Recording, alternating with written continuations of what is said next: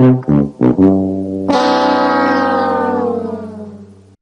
I'm going to be talking about how I first began to make noticeable progress in improving at PvP while normal clicking low CPS. However, firstly, thank you guys so much for the support on the previous video. Towards the end, I'll address why I haven't been uploading along with info about pack releases. But seriously, the support means a lot to me and I appreciate it. I think my sub count has doubled since posting the raw tutorial, and something like 9 out of my 10 previous videos surpassed 1,000 views, which is really good considering I had like 300 subs or something when I last uploaded. So when it comes to Minecraft PvP, there's plenty of factors that go into what makes a player good. Things like, for example, aiming, spacing, timing, movement, knowing how to exploit your connection, and then there's game specific stuff. So for example, rotting, pod accuracy, side purling, playstyles. I mean, you get the point. There's a lot of different things that go into a player being decent at this game. And then there's the factor of clicks per second. Generally, it's pretty known now that clicking higher CPS yields better potential benefits when compared to low CPS.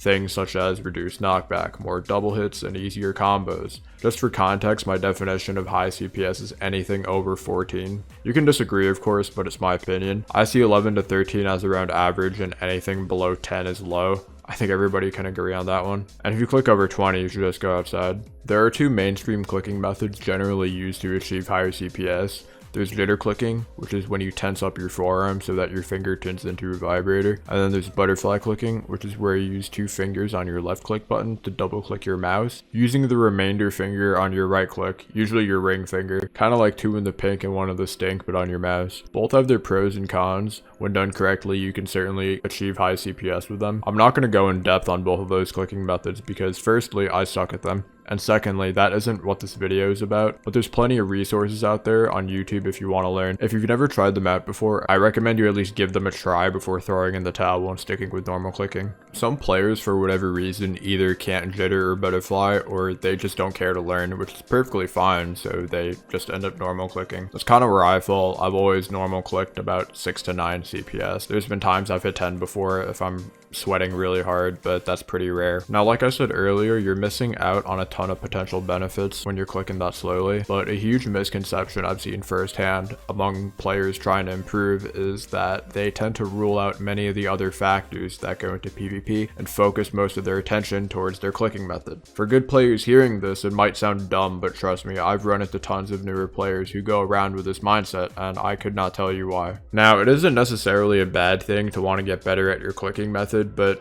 when you're normal clicking, what really is there to get better at? Like, dude, you're casually clicking at a comfortable and effortless rate, gripping your mouse with ease. Not very different from how you treat your mouse for normal people activities on your computer, like browsing the internet. It's not like jittering where you have to go through that learning phase of how to even get your arm to vibrate properly, let alone grip your mouse and aim with it and transfer that vibrating into high CPS, and then figuring out how to transfer that to your girlfriend. Or butterflying when you need to figure out how to even properly double click your mouse, what pace to go at, what the proper grip is, and so on. Now, with all that being said, let me break it down. So last spring, I got my PC and I was like, alright, I want to see how good I can get at this game. Because I was home every day playing on my computer for like 4 hours a day, absolutely no life whatsoever. It was in quarantine, so go figure. But so what I did, and it really is the most self-explanatory thing ever, and it's so simple that it's stupid, but I feel like not that many people put it into these terms. From my own experience, if you're a low CPS player looking to improve, and this honestly applies to all players too, focus on all the other aspects of your game. So take it like this. You have all these different factors that go towards being good at the game, that you have potential to improve in, and then you have CPS, which in our case will stay relatively static. So why not stop worrying about the thing I can't change as much and shift focus into getting better at the things I can control? When I started looking at it that way, the game started making a lot more sense to me and I began noticing way more improvements. Because honestly, take a high CPS player for example, if they can click super fast but they're a bit worse in all the other fundamentals, and then they run into a low CPS player who is genuinely better at all those other factors, like, dude, are you kidding me? And this is a situation I've found myself in so many times. I say this because you can click super fast, but you will not attain the full benefits of high CPS unless all the other factors that go into your game are also at a pretty decent level. Clicking fast will not carry your game. For this reason, I look at high CPS as more of a really beneficial supplement that is definitely recommended rather than a straight up necessity. There's a difference between the two of those things. Obviously my view on that is biased due to my experience, but feel free to let me know if you disagree when I say that you can still get to a pretty high level while clicking slowly. I don't want this to turn into a full-blown video about how to PvP, but if I had to pick 3 things to really focus on getting better at, it would be aim, spacing, and movement. With aiming, first of all, you need to find a good sensitivity to play at. I think that's pretty obvious, but should be said. I suggest starting at a lower sensitivity because generally your aim can be more steady and less shaky if your cursor isn't flicking around everywhere. And trust me, before I got my PC, I was playing on like 3500 DPI and like 130 in-game sensitivity because my mouse pad on my Mac was really small.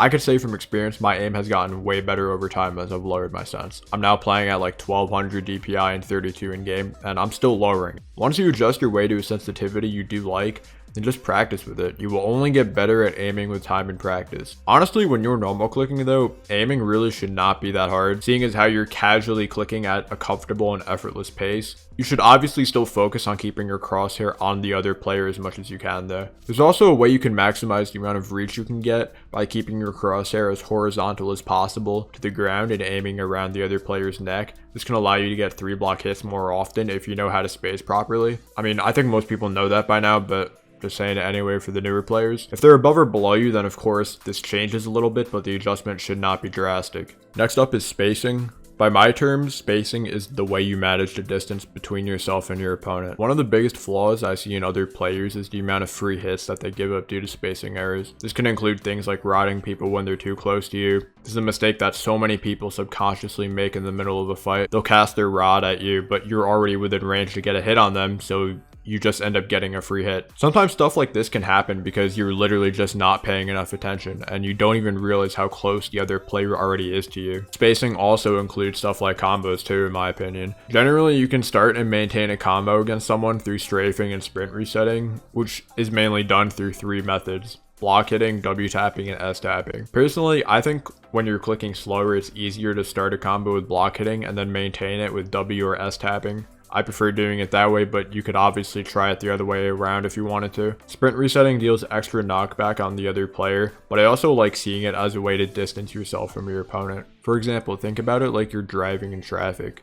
You want to maintain a certain amount of distance between you and the car up ahead. If you just keep going forward, you're going to hit the car in front of you and cause a collision. It's kind of like this in Minecraft. You want to stop yourself from getting too close to the other person while comboing them, because that's just going to give them the opportunity to trade a hit back on you and break the combo. By sprint resetting, not only are you dealing more knockback, but you're also constantly entering and exiting their hit range by manipulating the spacing, hence why they can't hit you. Lastly, we have movement. I try to keep my movement as random and unpredictable as possible. The better you are at strafing and keeping your movement randomized, the harder it will be for the other person to track you and predict your next move. Have you ever fought someone who literally just repeats the exact same pattern over and over and over again, and you read it like a book every single time? This is why I say that having unpredictable movement is super important. It can give you a massive edge in a fight. Obviously, there are only so many things you can do with the limited Minecraft controls, but all I'm saying is you have your A and D keys available to you.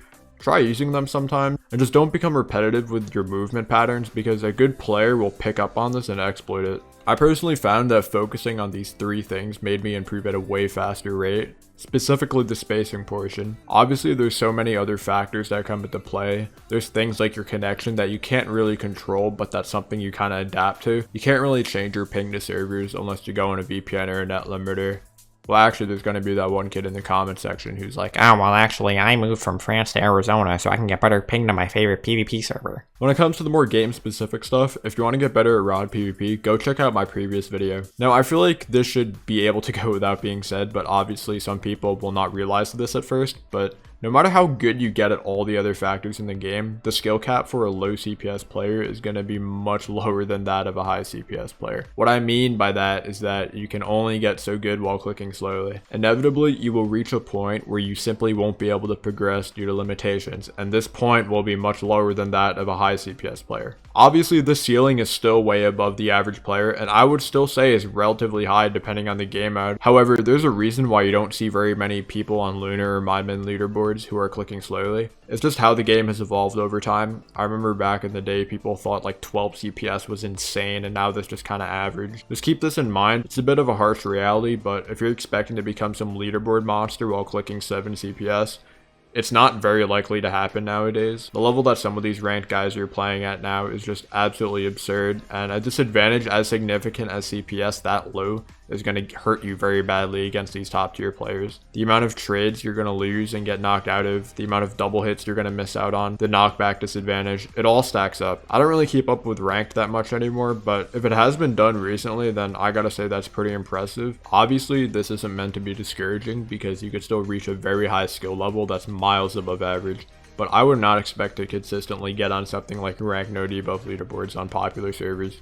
I think my point is clear though. This video wasn't really meant to be a full-on like PvP tutorial type of thing. It's more of my own personal insight on the topic and me sharing the approach I took that gave me better results. Like when I was looking around on YouTube for tips for fellow low CPS players before making this video, generally I would just end up getting pointed towards a jitter or butterflying tutorial or a how to normal click 11 CPS video. I'd find other stuff too where all the guy says is like W tap and it's just him, you know, finger blasting his W key for the entire video. Now, as for why I haven't really been uploading, it's nothing complicated. I've just been super busy IRL, and I really have not played all that much Minecraft either since uploading my last video, and I've actually lost a lot of enjoyment and interest in the game, and as a result, my activity has been all over the place. I explained it a little bit in the pinned comment on my previous video, but these videos take a lot of time and effort to make. It's really stressful as well. I'm not going to expand too much on that though. Maybe someday I'll make a full video or do a stream breaking down how frustrating it is for me sometimes to put out content. I've also come to care more about quality over quantity over time. I could have easily just hopped on the shorts wave that has gotten so many people thousands of subs recently, but I think that's low effort, and I think that whole thing is kind of lame. As for pack releases, comment below which one you want me to release first. Most of the packs I use in this video, as well as my previous ones, are just private mashups that my friends and I sauced up. I also plan on maybe streaming sometimes. MCCentral recently revamped their SG. I haven't really played it that much because, like I said, I haven't been on the game a lot, but maybe I'll stream it a bit sometimes. I also might stream duels. Be sure to turn on the notification bell. And lastly, if you're new, I'd really appreciate it if you subscribed and shared the video. I'm almost at 1,000 subs, and never did I once expect to even reach where I'm at right now, which is just crazy to me. So take care, everybody. To the top off, I'm tripping like hot sauce. I got drink and it's clean raw. Baby, give me that mean mouth. Get that pussy like golf ball.